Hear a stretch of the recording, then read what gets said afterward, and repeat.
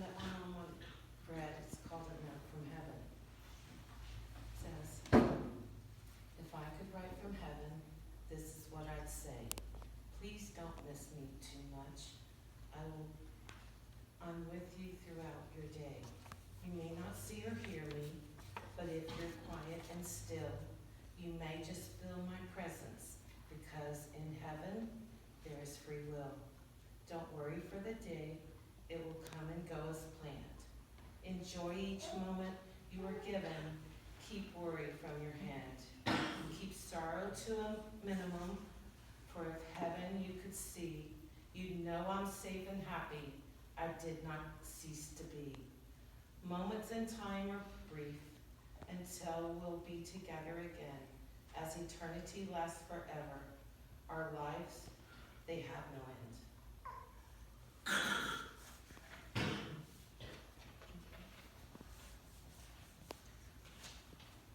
Thank you. I think, is this for,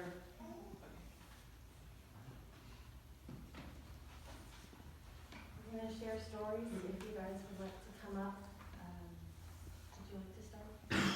No? Okay. If anybody else would like to start with someone to You share? can just stand up where you're at. Yeah. That's also more comfortable. I was just gonna add, because of the Ave Maria,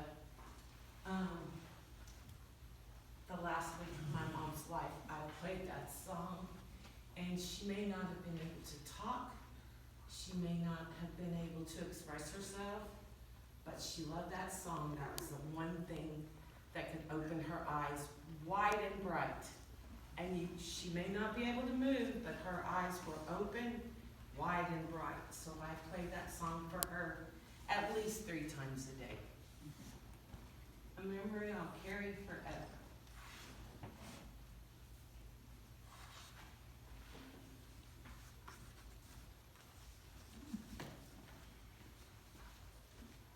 I'm gonna have to hold on to a chair, I think. I met Beverly over 15 years ago at the YMCA. And I met her in a water aerobics class. And then I saw her again in a Zumba class. And then I saw her again in a yoga class. And I also met quite a few other older ladies, and they were really an adventurous sort. And we started doing day trips together. And then we ventured weekend trips, and we went on quite a few trips. And you know, when you travel with someone, that's really a test. You really get to know them very well.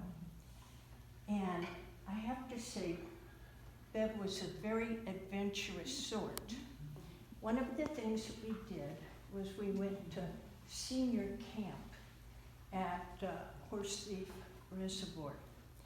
And this camp was just the way the kids go to camp, all the activities. And Bev was in her mid-80s then. And she, first of all, she picked up a .22 rifle and shot Coke cans on a string. And then we went over to the archery range, and she picked up a bow and arrow and shot at the target. Well, quite a few older people were over there too. And you know, that's a tricky situation when you get a bunch of old people with bows and arrows and they're shooting. And then the next day, we looked around, and there Bev was putting on a helmet, getting on a harness, walking over, clipping her harness to a cable, taking a few steps into nothing at all, and going zipping down the zip line. And it was a pretty long zip line, and we had to have a catcher on the other end. But she whizzed down there, and she just had the happiest smile on her face. And you know, she was just never afraid to enter into any kind of activity. She was always ready to go. And the other thing that I found out about Bev was that she had such a deep generosity of spirit, very generous person, and I can give you a few examples.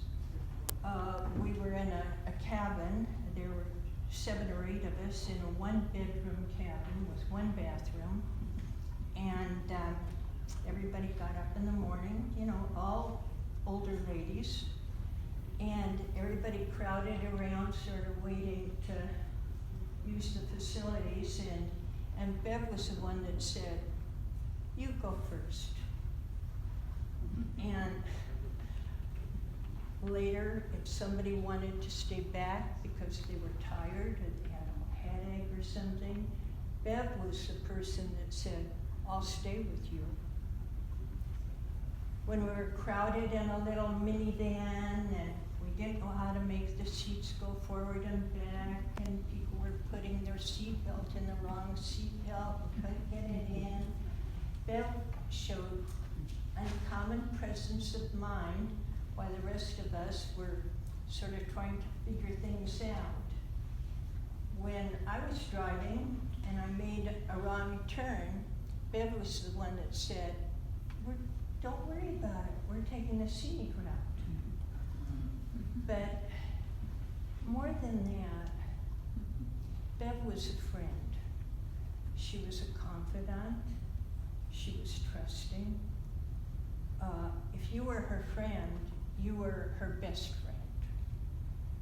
And I think about how she was so committed to friendships.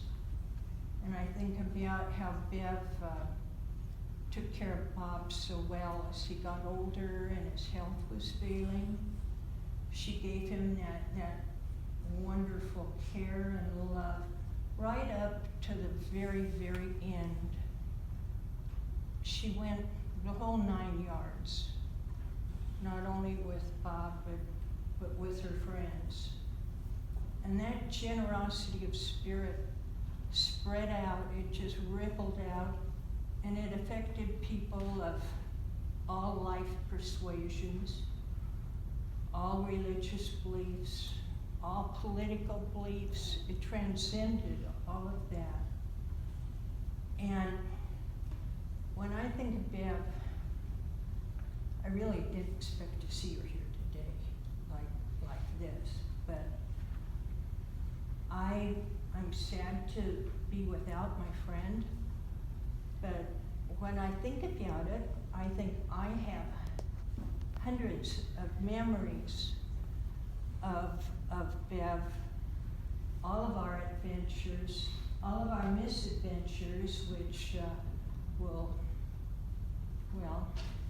we won't go into those, but I can draw upon those. And every time I think of one of them, I sort of get a warm feeling inside. And I know that I'll carry those warm feelings, you know, all my life.